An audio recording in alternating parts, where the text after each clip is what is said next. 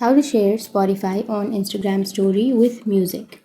So if you want to share Spotify on your Instagram story with music, then what you need to do is first open up your Spotify and then choose any song that you would like. So for example, I'll be choosing a song, and once you've chosen, you can simply tap on share, which is on the bottom of your screen, and from here you can choose Instagram. So tap on Instagram stories.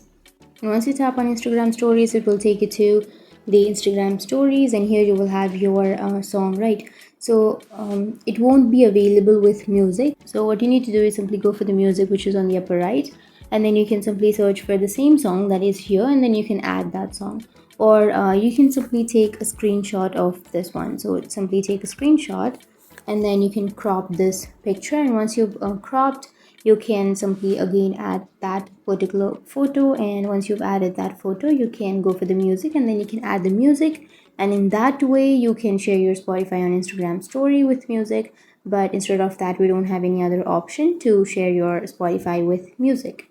So that's it. That's how you can do it. And if you have any questions, feel free to comment below. Thanks for watching.